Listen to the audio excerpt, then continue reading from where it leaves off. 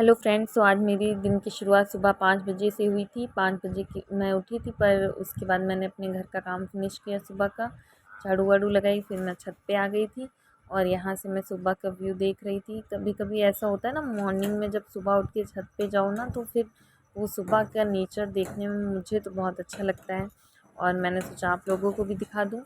उसके बाद फिर मैं चाय बनाने के लिए आ गई थी और सुबह सुबह मेरे हस्बैंड चाय पीते हैं तो मैं उनके लिए सुबह ही चाय बना देती हूँ। और उसके बाद फिर मैं यहाँ पे पूजा करके किचन में फिर दोबारा से आ गई थी खाना बनाने के लिए। और आज मैंने सुबह में पढ़ाई नहीं करी। तो कभी कभी ऐसा हो जाता है कि कभी कभी हम लोग मॉर्निंग में उठते भी हैं, सब करते भी हैं, लेकिन टाइम नहीं मिल पाता है।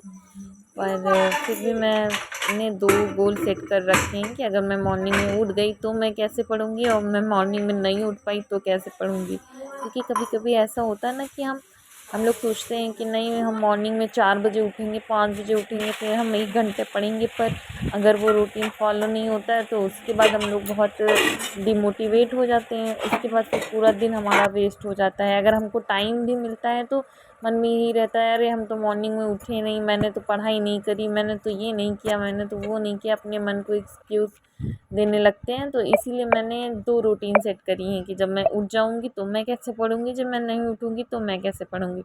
तो यहाँ मैं सारा अपना काम फिनिश करके और सुबह सुबह के स्टडीज़, अरे सुबह के 10 बज रहे थे तो फिर मैं हिंदी पढ़ने लगी। और कल मैंने विलोम शब्द पढ़े थे तो आज मैं उन्हीं को नोट डाउन कर रही थी और जो भी मुझे उसमें एमक्यूज़ थे वो सॉल्व कर रही थी। उसके बाद यहाँ पे फिर मैंने सेकेंड स्टडीज़ और प्लॉट तुरंत स्टार्ट कर दिया, क्योंकि इसके बाद फिर मुझे टाइम शायद ना मिल पाता। तो इसके बाद फिर मैं मैथ पढ़ने बैठ गई थी और मैथ में आज मैंने लाभ और हानि पढ़ी। इससे पहले मैंने परसेंटेज पढ़ लिया था। तो प्रॉफिट लॉस पढ़ने से पहले परसेंटेज चैप्टर पढ़ना बहुत ज़रूरी है, तो मैंने पहले परसेंटेज चैप्टर के क्वेश्चन सॉल्व कर लिए थे। उसके बाद फिर मैं यहाँ पे 10 टाइप्स के क्वेश्चन सॉल्व किए मैंने। उसके बाद फिर मेरी बेटी सो गई थी। किचन का जो बाकी काम था, बर्तन धुलना, वो मैं कर रही थी कि मैं सारा काम करके तो थोड़ी देर आराम करूँगी, क्योंकि सुबह से उठी थी तो मैं बहुत थक गई थी। तो इसके बाद फिर मैंने दोपहर में बर्तन वर्तन साफ़ किए। और मैं कभी कभी यही सोचती हूँ कि हम हाउस वाइफ की ज़िंदगी में बस एक ही काम है, सुबह उठो, बर्तन, खाना, यही रोज़ रोज़ यही रूटीन फॉलो करके मुझे बिल्कुल अच्छा नहीं लगता। मैं सोचती हूँ कि भले जो है मुझे जॉब मिल जाएगी तब भी मेरा एक ही रूटीन रहेगा, पर फिर भी एक मन में वो रहेगा कि हाँ, जो मैं सोच रही थी वो हो गया। और ये लाइफ तो मुझे ज़्यादा पसंद नहीं है और मैं यही चाहती हूँ कि मैं अपने पैरों पे इंडिपेंडेंट हो जाऊँ और इन सब चक्करों से छुट्टी तो नहीं मिलेगी, पर फिर भी थोड़ा सा मन में तसल्ली रहेगी कि हाँ, इतना पढ़ा है तो उसका कुछ तो बेनिफिट हो रहा है।